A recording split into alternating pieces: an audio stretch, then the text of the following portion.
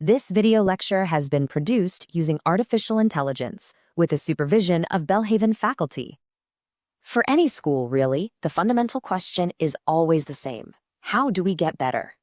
Today, we are going to break down the roadmap for that journey, the Continuous School Improvement Plan.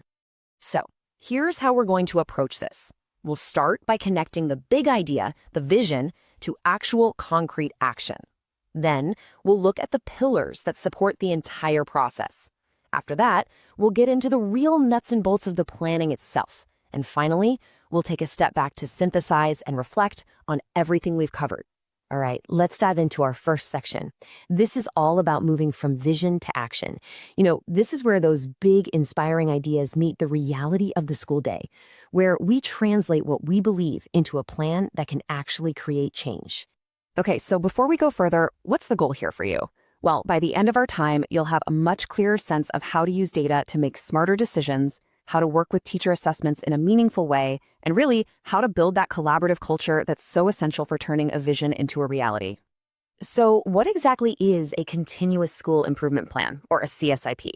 Well, first off, it is not just another binder that's going to sit on a shelf. Think of it as the blueprint that really spells out how the vision becomes action.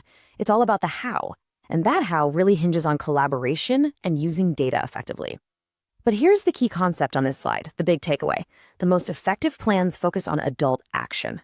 Now that's a subtle but really profound shift. Instead of only focusing on, say, closing a specific student achievement gap, we focus on improving what the adults in the system are doing. The logic is simple. If you improve the teaching and support systems, student improvement will follow. Let's move on to our second section. Now that we understand the what, let's talk about the how. These are the pillars of implementation, the essential foundational strategies that make this whole process not just possible, but sustainable over the long haul. Any successful plan is really propped up by three non-negotiable pillars. The first is leadership. And I don't just mean the principal's office. We're talking about shared decision-making, where expertise is valued no matter where it comes from. Second, you absolutely need ongoing professional learning. It just makes sense, right? If you're asking adults to change their practices, you have to provide them with the support and the skills to do so. And third, you need partnerships. No school can do it alone. You have to strategically engage parents, the community, and other organizations to really build capacity. Okay, so we have our foundational supports in place. Now we can turn to the planning process itself. This next section is going to walk us through a very deliberate, step-by-step framework for building this plan from the ground up. The whole process begins by laying a really solid foundation. You can't build a strong house on shaky ground. So step one is to get the right people on the planning team. Then that team has to dig deep into the data, and not just to see what is happening, but to truly understand why it's happening. That brings us to step three, which is critical, determining the contributing causes. You have to get to the root of the issue, not just treat the symptoms. And finally, the team has to be open to learning new concepts, because let's face it, if the old ways were working perfectly, you probably wouldn't need a new plan. So once that groundwork is done, the process starts to move from that high-level, 30,000-foot view down to the ground. You start by clarifying the big vision. Where are we going? From there, you distill that vision into a small number of broad goals. And then you get very specific by identifying measurable objectives that will actually help you close the gap between your current reality and that desired future. Now we're really getting into the nitty-gritty details. This is where the plan becomes truly operational. You have to determine exactly how you'll measure your objectives. What will success look like? Then you identify the strategies you'll use, define the specific actions required, and, importantly, you arrange them in a logical, chronological sequence. This is what turns a document into an actual step-by-step guide. And these next steps are all about building in accountability and managing the logistics. It's not enough to just list actions. You have to decide how you'll measure their completion. You'll need some kind of planning template to track who is responsible for what. Of course, you need to establish firm due dates, and you have to have an honest conversation about resources. What do you need? What do you have? And how will you get it? This is what makes the plan real and holds everyone accountable for their part. Okay, and now we arrive at what might be the single most critical step in this entire process, pausing to refine the plan. Before anyone rushes off to implement, the team has to stop and really grapple with these tough, high-level questions.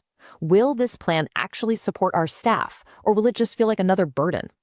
Are these objectives truly about improving things for all students? Is this plan even realistic given our resources and timeline? This reflective pause is so often what separates a plan that creates real change from one that just collects dust. So once the plan has been refined, the final steps are about bringing it to life and keeping it alive. You have to communicate it clearly and consistently. It needs to become a living document for the entire school community. Then you have to monitor its implementation, checking in, making adjustments, and finally, you have to formally evaluate its impact, always asking, is this plan actually getting us where we intended to? And that brings us to our final section, synthesis and reflection. This is our chance to pull all of these core principles together, to cement our understanding, and to really think about how these concepts apply in practice. So, let's pull this all together. I want to leave you with 3 key questions to reflect on. First, what is the real difference between a true continuous school improvement plan and a more basic gap-closing plan? Remember that focus on adult action. Second, why is that word continuous so important? What does it truly mean for this to be an ongoing cycle, not just a one-and-done event? And finally, why is it practically impossible for this process to succeed without those 3 pillars we talked about: shared leadership, professional learning, and community partnership? And that brings us to the end of our core exploration of the Continuous School Improvement Plan. To take this learning further, please be sure to complete the assigned readings and engage with the discussion questions. It's important to note that the concepts we've gone over today are firmly grounded in the academic literature you see referenced here, providing a solid, research-based foundation for these practices.